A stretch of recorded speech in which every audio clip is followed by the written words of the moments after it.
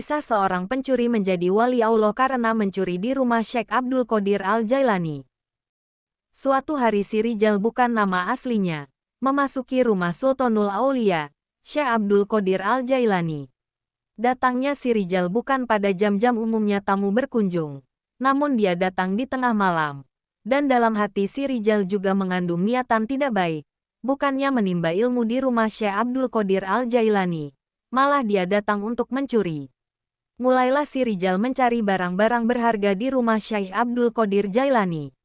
Nampaknya Rijal kurang beruntung karena tidak menemui benda yang diharapkan. Maklum, Syekh Abdul Qadir Al-Jailani merupakan waliullah yang zuhud, yang tidak terkait hatinya dengan nafsu dunia. Si Rijal mulai sadar bahwa dia akan pulang dengan tangan hampa. Maka dia pun segera bergegas pulang agar tak diketahui si empunya rumah. Namun, beberapa langkah dari pintu rumah, terdengar suara pintu. Maka Tomcat pun panik bukan kepalang.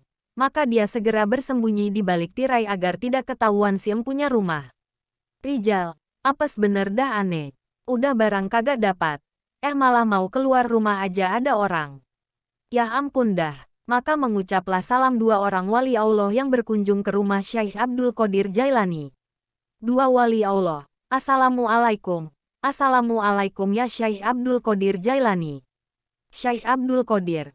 Waalaikumsalam. Tunggu sebentar, sambil bergegas membukakan pintu, silahkan masuk. Ada apa tuan berdua bertamu sedemikian larut malam?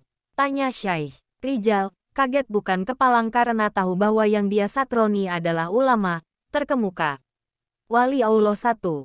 Kami berdua ingin meminta pendapat Anda. Siapakah yang akan mengganti Wali Autat, waliullah yang bertugas sebagai pasaknya bumi penjaga dunia, kelak? Karena beberapa menit lagi Wali Autat yang ada akan wafat. Syekh Abdul Qadir. Iya, nanti saya akan mintakan kepada Allah Ta'ala. Wali Allah dua. Tidak bisa Syekh, Wali Autat harus segera digantikan dengan seorang wali yang baru. Kalau tidak, maka akan terjadi bencana di mana-mana, karena bumi sudah tidak akan aman tanpa Wali Autat. Syekh Abdul Qadir. Lah terus enaknya ke siapa? Anak-anakku sedang keluar menuntut majelis ilmu. Begitu pula murid-muridku. Wali Allah satu. Pokoknya Anda harus memohon pada Allah agar diberikan Wali Autat yang baru. Syekh Abdul Qadir. Enaknya gini aja. Pemuda di balik tirai itu saja yang dijadikan Wali Autat baru.